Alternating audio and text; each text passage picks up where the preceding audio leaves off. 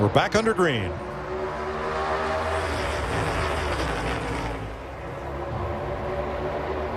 Still right with you to 2 with a car length behind him. 5 still on your door. Getting help from the 8. Still there, 5. Half a car width between you. 8's right on him with a car length and a half behind the 8. Half to the 2. Spotter chatter. It's like air traffic control. But the driver's got to drive that car. Well, by theory, they steer the car. I feel like the spotters drive the cars anymore. They're the ones seeing what lanes are building that energy and getting momentum, and then they're relaying that to the drivers, so they're really calling the shots. Did you see how big a push Kyle Busch gave Kyle Larson? Really shot him out so far that Kyle had to elect to go down. Now what's he do here, Tony? Does he pull up, make this block, or stay on the bottom? I think he just sits there and figures out which line is building energy, and then you choose that. He didn't do it there. He thought about it. He pulled back down. I don't think he liked the way Kyle Busch was pushing it that aggressive. Kyle's going to try. Larson is going to try to stay as clean as he can here, but try to keep this track position as long as he can. If he loses it, I'd say he goes to the back.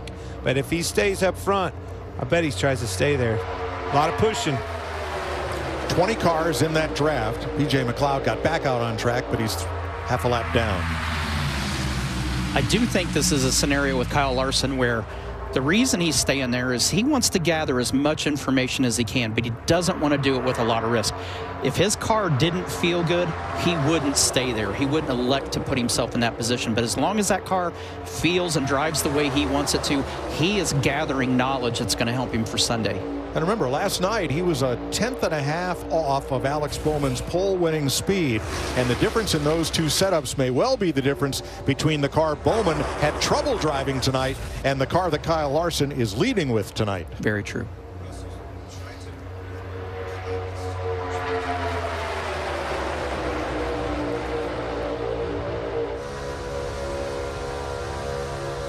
One in front now. You can push 1.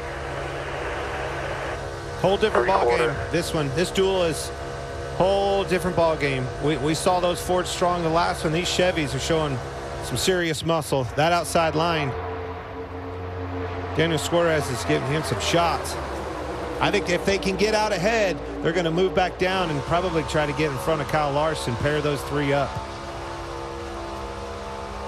Kyle Larson trying to do what nobody's done since Chase Elliott in 2017. Win the pole and then win the duel race on Thursday.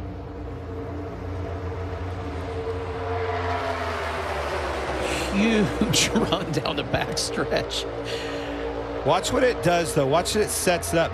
Both of those cars got out so far. Here comes Austin Cindric to the bumper of the 10, 9 in tow. That creates some slack there. They're ahead now, but look at the momentum on the outside, stacked up 6 cars deep. The thing that happens is when the 5 and the 10 are getting a run like that, it looks so massive and they're able to gain so much ground. But the 10 car can't clear that outside line. The lead car did, but as soon as it pulls the second car back, then there's no energy to push that 5 car of Kyle Larson forward anymore, and then it just loses that momentum, and now it swaps sides. Now that outside lane then gets that run back. I like where Kyle Larson's at, though. He's in a protected spot. I've always said ride on the bottom and dance on the top, and he's riding. He's trying to protect